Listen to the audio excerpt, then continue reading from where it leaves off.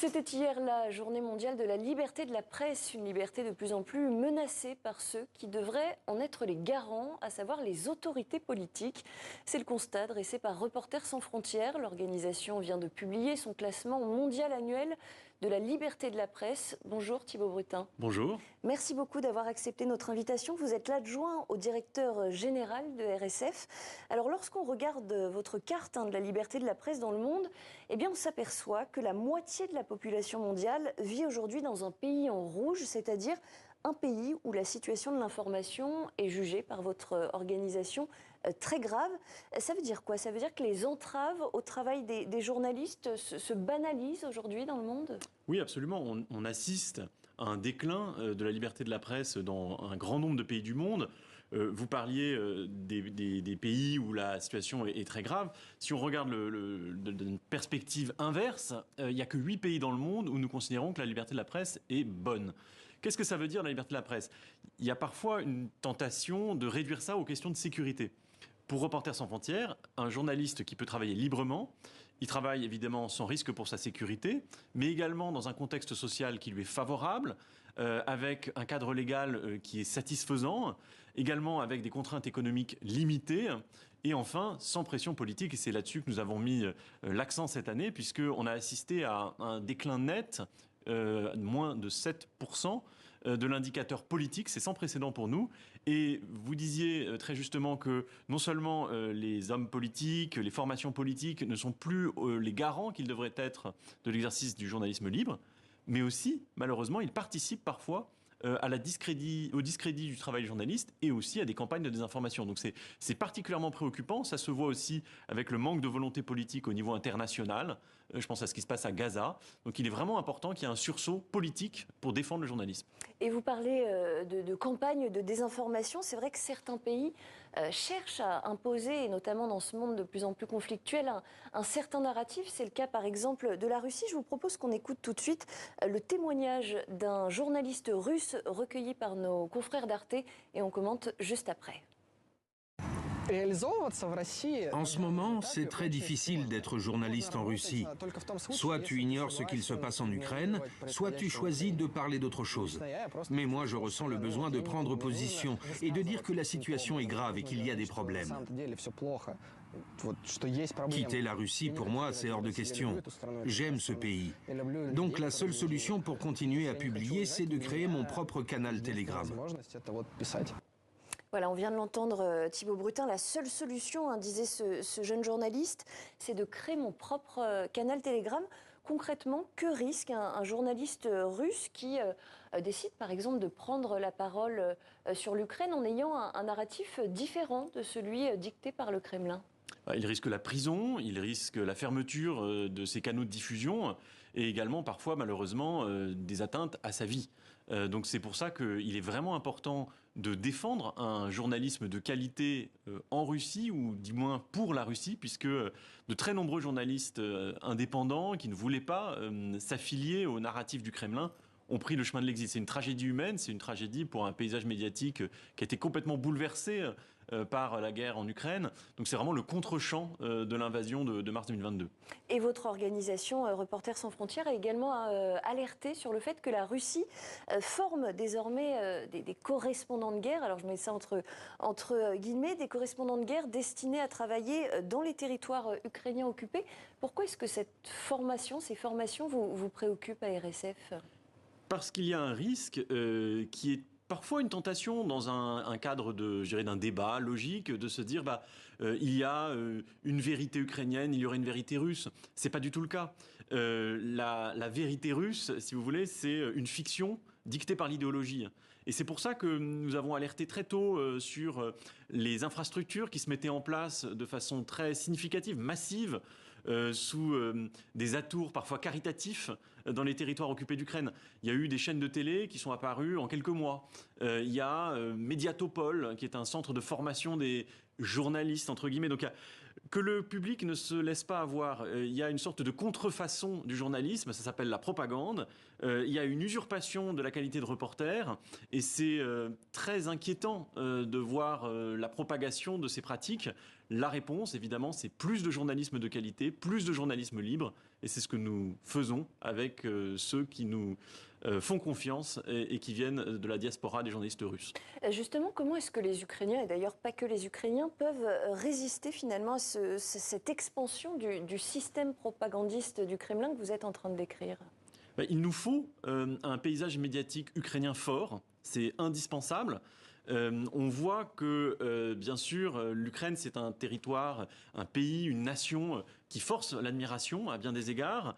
Mais si l'on revient en même temps, quelques années... le paysage médiatique s'est quand même un petit peu dégradé depuis le début de la guerre en Ukraine. Et là, on a appris effectivement que les journalistes ukrainiens allaient pouvoir de nouveau assister aux sessions du Parlement ukrainien. Ça n'était plus le cas depuis 2 ans. Qu'est-ce qui a justifié cette décision de la part des autorités ukrainiennes ? Parce que le Parlement, pardon, je le précise, mais est quand même un des piliers de la démocratie ukrainienne.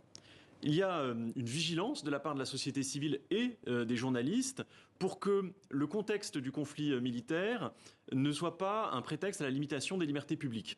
Et de ce point de vue-là, Reporters sans frontières a beaucoup plaidé avec plusieurs missions en Ukraine, avec des rencontres avec les autorités pour qu'il y ait une plus grande ouverture. Évidemment, on est dans un contexte de guerre avec des restrictions de sécurité nationale qui sont tout à fait compréhensibles. Leur ampleur, par contre, c'est ça dont il faut discuter. Donc nous, on a discuté de ce point déjà avec les autorités. Il y a également la question du télémarathon, qui est une rediffusion sur plusieurs antennes des mêmes contenus qui pose question aussi.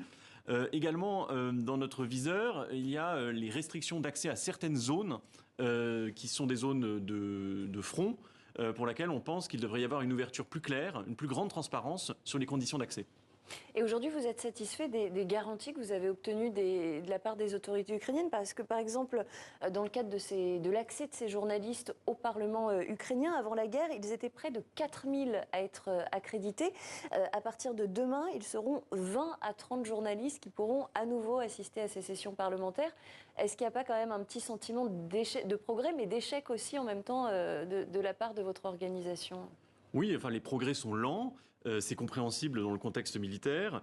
Tous les signaux qui sont positifs, nous les saluons, nous les observons aussi avec bienveillance. Ce qu'il faut reconnaître tout de même, c'est que le paysage médiatique ukrainien n'était pas parfait. Il a été entre les mains d'oligarques dont l'emprise s'est un peu desserrée ces dernières années. Et donc, la pression, elle est aussi celle de la potentielle ouverture vers l'Union européenne, dans laquelle, évidemment, l'Ukraine va devoir donner des gages de qualité, de transparence sur la propriété des médias, sur les pratiques des médias. Et là-dessus, Reporters sans frontières porte un plan pour la reconstruction du paysage médiatique ukrainien qui favorise aussi les voix indépendantes et les meilleures pratiques dans les rédactions. Et les meilleures pratiques dans les rédactions. Alors beaucoup de journalistes dans le monde n'ont pas la chance de pouvoir exercer leur travail dans leur propre pays. Beaucoup sont forcés à l'exil. Certains se font parfois même assassiner. Je vous propose qu'on écoute tout de suite le témoignage de Laurent Richard. C'est le fondateur de Forbidden Stories, réseau international de journalistes soutenu par Reporters sans frontières. Il y a des pays où les journalistes sont forcés à l'exil, comme en Égypte. On est dans une époque ou dans un monde où les journalistes continuent d'être assassinés et où le taux d'impunité reste aussi élevé. Ce qui est aussi grave, c'est la mort du journaliste et l'impunité qu'il y a derrière, puisque c'est notre responsabilité à tous derrière d'élucider ce meurtre et de faire en sorte que ceux qui ont tué les journalistes soient traduit devant la justice. Or, dans nombreux de ces États où les journalistes sont assassinés, il y a un tel niveau de corruption, la plupart du temps, que la justice ne passe pas, la justice n'est pas donnée. Et donc c'est aussi pour ça qu'on existe à Forbidden Stories. C'est pour utiliser le journalisme pour défendre le journalisme et faire en sorte que l'histoire ne meure jamais. Thibault Brutin, dans les cas de meurtre ou de disparition de journalistes, est-ce que les États mènent des enquêtes sérieuses ou c'est encore quelque chose sur lequel il y a beaucoup à faire? Il y a beaucoup à faire. Les constats que nous faisons, c'est que dans près de 9 cas sur 10, l'impunité demeure. Donc il faut absolument, c'est vraiment le sens de notre engagement cette année, qu'il y ait un sursaut politique de ce point de vue-là, puisque c'est la responsabilité, au titre des conventions internationales, parfois même dans le cadre du droit constitutionnel, des gouvernants que de mener ces enquêtes ou de faire en sorte que la justice enquête. Donc il y a des cas où, heureusement, il peut y avoir des condamnations, mais c'est trop peu. trop rare. Et il y a des tas de pays, malheureusement, je pense au Mexique, même à Haïti, où il y a une véritable faillite de l'État pour opérer des enquêtes, diligenter des enquêtes qui aboutissent. Vous parlez d'Haïti, c'est intéressant parce que Haïti a grimpé de 6 places dans votre classement de la liberté de la presse. Haïti était à la 99e place sur 180 en 2022. Haïti est aujourd'hui à la 93e place. Comment est-ce que vous expliquez cette progression malgré le chaos sécuritaire auquel on assiste aujourd'hui à Haïti ? Il faut regarder à la fois évidemment le rang du pays, mais comme c'est un classement sur 180 pays, ce qui compte aussi c'est le score. Et là-dessus, le score de Haïti stagne.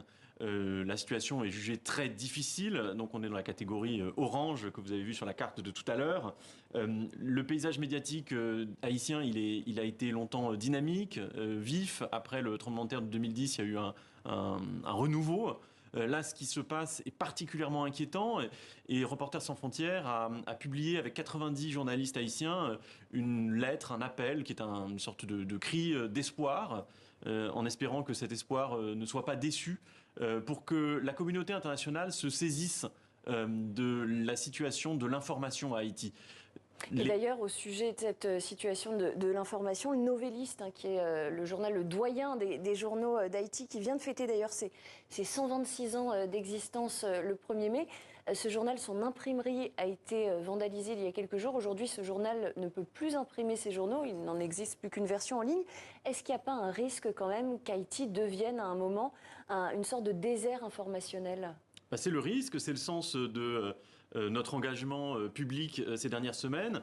Nous sommes en train de voir comment nous pouvons travailler avec les bonnes volontés en Haïti pour favoriser le travail des journalistes.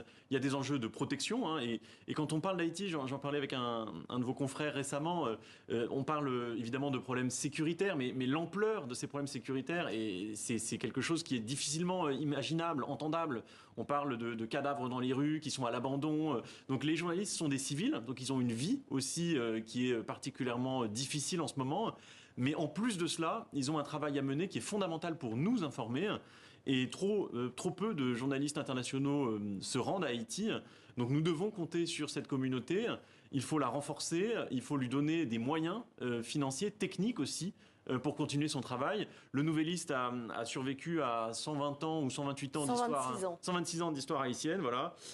C'est un journal qui a un rôle fondamental dans la distribution papier, mais heureusement, ses réseaux sociaux, son site internet sont largement lus.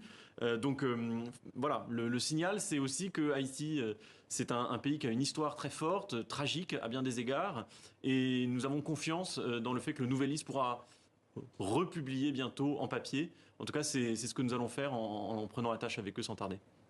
Et un dernier mot sur le pays que vous considérez comme le champion, la championne de la liberté de la presse dans votre classement, c'est la Norvège, première place.